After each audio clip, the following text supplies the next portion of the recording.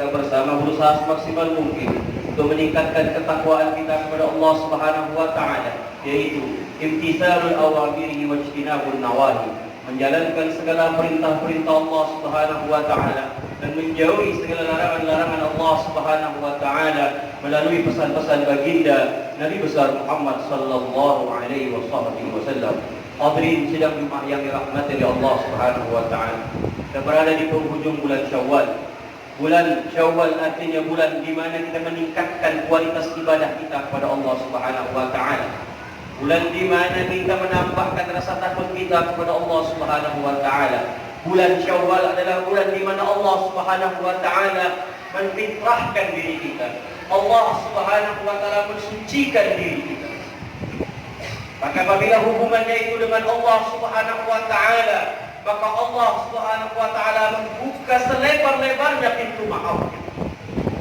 Di mana kita pernah berdosa kepada Allah Subhanahu wa taala, pernah berjudi, pernah minuman keras, pernah berzina, itu hubungan vertikal kita kepada Allah Subhanahu wa taala. Minta ampun kepada Allah, maka Allah akan membukakan pintu ampunan.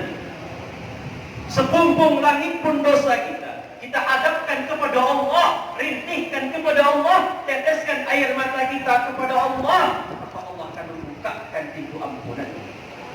Tapi tidak apabila hubungan itu dengan manusia yang kita kenal dengan hubungan hablum minan nas, yaitu hubungan kita dengan manusia.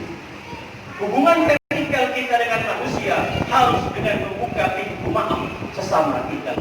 Maka buka pintu maaf kita kepada manusia yang pernah berbuat salah kepada kita.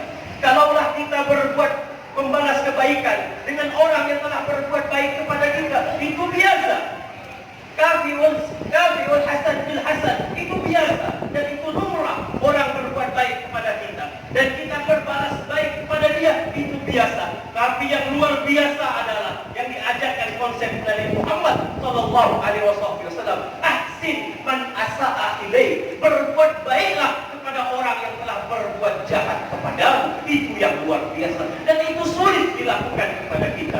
Maka di bulan Syawal ini buka pintu maaf kepada manusia yang telah berbuat jahat kepada kita. Apapun kesalahan, apapun keburukannya kepada kita, buka pintu maaf itu bagi diri kita.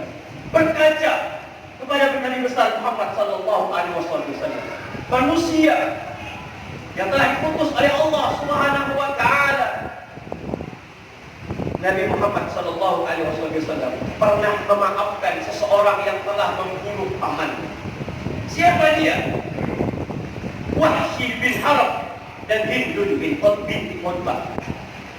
Wahsy bin Harb menombak paman Nabi Muhammad sallallahu alaihi wasallam di peperangan Uhud, yaitu Sayyidina Hamzah. Wahsy bukan hanya saja memerintahkan Hindun untuk membunuh, bukan, akan tetapi Hindun membelah, memutilasi dada, merobek dada paman Nabi Muhammad sallallahu alaihi wasallam. Dia makan hati paman Nabi sallallahu alaihi wasallam. Akan tetapi apa yang terjadi, hadirin rahimahullah? Ketika Fathu Mekah, ketika pembebasan kota Mekah direbut oleh Nabi Muhammad sallallahu alaihi wasallam, di waktu itu Hindun masuk Islam di tangan Nabi sallallahu alaihi wasallam. Apa yang terjadi? Apakah Nabi sallallahu alaihi wasallam murka terhadap Hindun yang telah memakan hati paman beliau? Tidak, hadirin rahimahullah. Tapi Nabi membukakan pintu maaf selebar-lebarnya. Wahsy bin Harb yang telah menombak paman Nabi sallallahu alaihi wasallam, apakah Nabi sallallahu alaihi wasallam marah? Tidak, hadirin rahimahullah. Nabi membukakan pintu maaf sebesar-besarnya, selebar-lebarnya. Itu urusanmu terhadap Allah, akan tetapi aku telah memaafkan engkau. Contoh suri tauladan di hadapan kita. Tetapi berapa banyak muslimin, hadirin rahimahullah, memutuskan tali silaturahmi hanya dikarenakan harta yang tidak akan pernah kita bawa mati, hanya dikarenakan gengsi, hanya dikarenakan emosional. Dia putuskan hubungan tali silaturahmi kepada saudaranya. Dia putuskan hubungan tali silaturahmi kepada temannya. Hadirin rahimahullah. Bahkan ada yang berbulan-bulan, ada yang bertahun, ada yang bertahun-tahun, bahkan ada yang sampai mati. Dia belum meminta maaf kepada orang yang berbuat, orang yang telah melukai hati. Nabi SAW mengatakan, "Man hajara akhahu fawqa salasata ayyamin famata dakhala an-nar." Barang siapa yang tidak berteguran sapa kepada saudaranya 3 hari berturut-turut, dalam 3 hari dia tidak meminta maaf, atau yang sepupunya tidak meminta maaf, dalam 3 hari dia mati dalam keadaan bermusuhan, famata dakhala an-nar, maka dia mati, api neraka telah menunggu. Hadirin rahimakumullah, buang sifat iri hati tersebut, buang sifat dendam tersebut, karena semua itu haknya akan memotori diri kita. Nu'man ibn Bashir dalam riwayat hadisnya beliau mengatakan, "Ala inna fil jasadi mudghah, fa idza salaha sa'iru jasadihi, fa idza fasadat sa'iru jasadihi."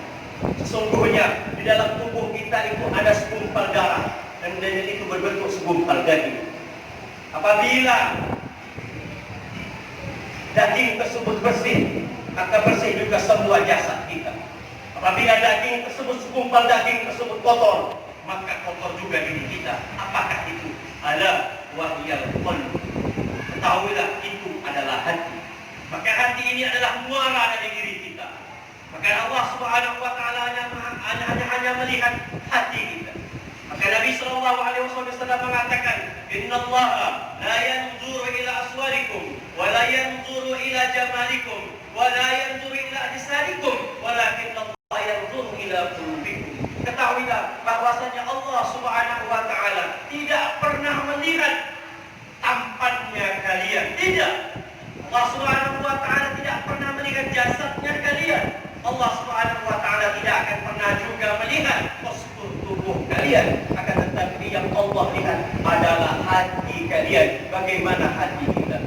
Maka hati kita perlu diperbaiki. Buang sifat iri, buang sifat dengki, buang sifat membenci. Sulit, iya, akan tetapi itu harus kita arungi dan harus kita binasakan. Karena itulah yang akan menghadapkan kita di hadapan Allah Subhanahu wa taala. Yauma la yanfa'u malun wala banun illa man atallaha bi qalbin salim. Di mana hari itu tidak akan pernah bermanfaat harta dan anak-anak kita, mereka yang selamat di hadapan Allah, di mana mereka menghadap Allah dengan hati yang selamat. Hati yang selamat, Ibnu Tafsir pada tafsir mengatakan, apa yang dimaksud dengan hati yang salim, hati yang selamat, hati yang bersih dari sifat iri, dengki,